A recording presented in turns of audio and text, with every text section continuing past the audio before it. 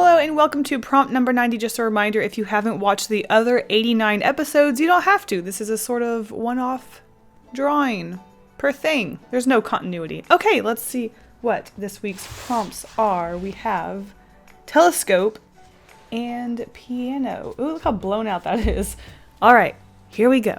So obviously this is another one of those prompts where I just wasn't sure what to do. So I started off by simply drawing the objects. So I drew a telescope, I drew a piano. Look at that, aren't they beautiful? So I kept drawing different varieties of pianos and telescopes. JK, the telescope was like the same every time. I'm very creative in that way. But I wasn't sure how to put those two things together while also being somewhat creative. So my first full illustration idea was someone playing the piano outside and they had a telescope on their piano to read sheet music that was on the moon, or I guess music notes and stuff that had been etched into the moon somehow. I don't know. These illustrations don't have to make sense. They're just for fun. So that idea seemed pretty fun, but I did want to come up with some other ideas. So I thought about creating characters based off of a telescope and piano, which was pretty cute. The dress with the keys on it was adorable. Having one of her teeth knocked out to represent the black key, I thought was the cutest and most clever thing. Probably too proud of myself for that.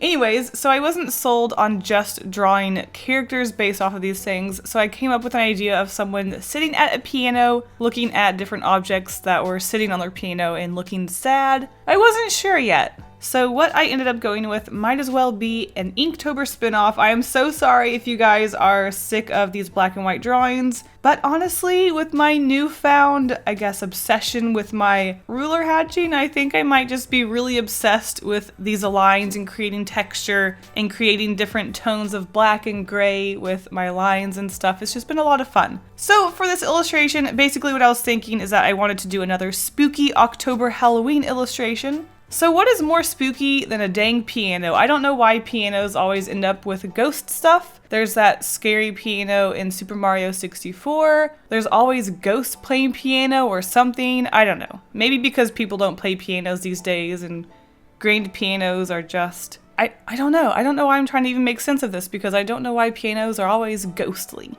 Anyways, so I was going to have a couple of objects floating around, including a telescope, and have someone sitting at the piano being very spooked by all of this. So I started off by drawing a few objects that I wanted to be floating around. A picture frame, of course, because you can't have something spooky without having a picture frame. I drew a cactus because I like to draw cactus. A candle, because again, that's just something spooky, I guess. A candle, because who lights candles, especially ones that look like that. And a cat, because I thought it would be really cute to have, I guess, a live creature floating around and looking very spooked and scared instead of just a bunch of objects. It would be a lot cuter to have an animal.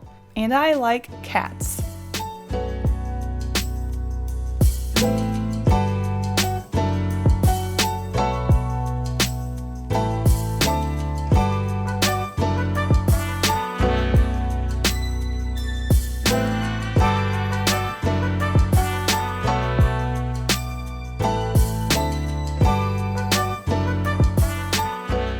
So I'm not sure what it is about this particular drawing style. I don't know if it's because it's in black and white only. I don't know if it's because I'm using a lot of pen work. I don't know if it's because of the hatching, but it really does give me this sort of either Tim Burton, or I just wonder if it's maybe Shel Silverstein, that I just get this sort of eerie, sort of spooky, but also children's illustration feel from this. I think it works out perfectly for this prompt. I'm really happy with how this turned out. It wasn't really my goal to make this sort of eerie children's book illustration, but also sort of spooky and goth. But I think the black and whiteness and the sort of etching and just texture and stuff like that really brings it all together and gives it this really nice gothic kids vibe. I don't know, but I think it's adorable and I really like the way all of this came together. So something I did want to do was make a lot of layers. So you notice I'm going to be doing some cutting out. I think I was really inspired by my last prompt. I think I've just got this idea where if I don't think I'm being creative enough, I end up taking a few extra steps like cutting things out. I know, I'm very hard on myself, but it's another one of those prompts where I think I'm copying out, but I also had a lot of fun and I really enjoyed the outcome of the illustration.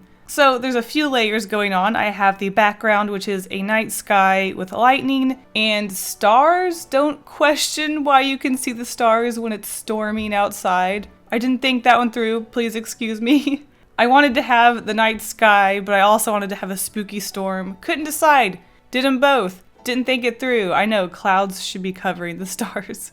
So the back layer is the sky with the lightning, which I was very indecisive about. I didn't want to make it completely black, but I wasn't liking the way the lines turned out, so I ended up using my Pentel brush pen to make it all black. Moving on to the wall, I definitely wanted to create some textures. I love having striped walls. It's my, I guess, my go-to. But especially for this eerie illustration, I didn't want the stripes in the background to be perfect, so I added a lot of texture, and I love the way they looked, especially when you go really fast with this brush pen. It creates this really nice dry brush texture, which was perfect, and I really wanted to play around with more. I don't know if I'll incorporate it into my future Inktobers, but we will see. And then it was time to draw a piano, and at this point, I realized I worked far too small on this illustration. This is a 5x7. I should have done an 8x10 because there is not enough room on here to shove all of these objects and a person sitting at the piano. So when I drew the piano, it was then that I realized I was not going to fit a person in here, which was fine. It was going to be cute enough with just objects and ghosts floating around. It would have been really nice to have that narrative of someone there, but I do think we get the gist of emotion and surprise from the cat, so it's good that we do have that one live creature. Plus, there are a couple of ghosts and they are pretty dang cute, so what else do you need?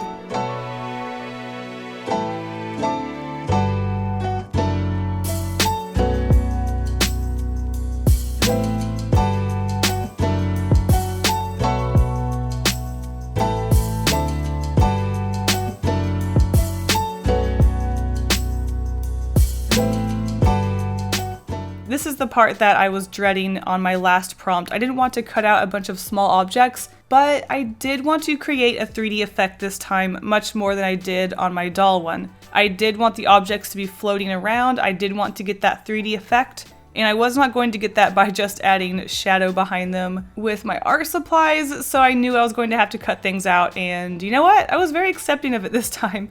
I don't like cutting out small objects, but I knew that this effect was going to be very worth it. And you know what? It was.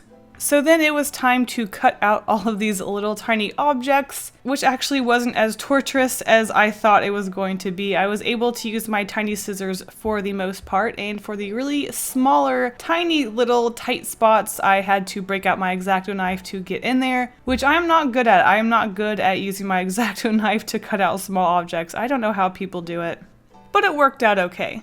I also went through with my black Micron brush pen to color the edges of everything, just to make sure that I got that black crisp edge. Because all of my drawings were outlined with a liner, it looked like they were still outlined even though they were cut out. So when you cut them, you had that white edge, which then kind of got rid of that black outline. So coloring the edge just kept everything really crisp and kept that black lining to it. So that's my little tip. If you cut things out, color the edges and you won't see the whites of the edges of the paper.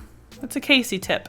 After everything was cut out, it was time to start arranging it and gluing things together with cardboard pieces, and this is when I realized at this point that 5x7 was much too small to be working with, and I should have done this on an 8x10. It doesn't look so bad having everything on a 5x7 and very close together, but it was quite a tight fit, and I do wish I did have a human character on that piano. But overall, I am still dang happy with how this illustration turned out, even though it's a tight fit. The ghosts are cute, the objects are cool, the black and white was really fun to play around with again. Inktober has clearly taken over my life. And especially that dang 3D effect. It is always so cool to make your illustrations 3D. I highly recommend it. Paper crafting illustration 3D stuff is something that I've been wanting to do for a while, so maybe it's time I make a video about doing that, but with more colored pieces. For now, I guess I will be sneaking it into my prompts to take care of that urge to cut things. What? Thank you guys so much for watching this prompt video. I hope you enjoyed it, and I will see you at the end card for your prompt entries.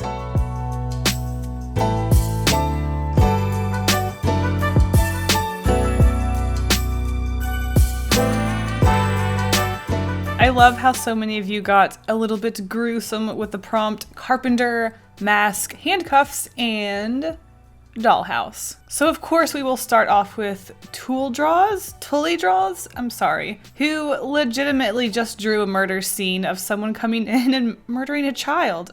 It's a very skillful and interesting illustration. Let's just put it that way.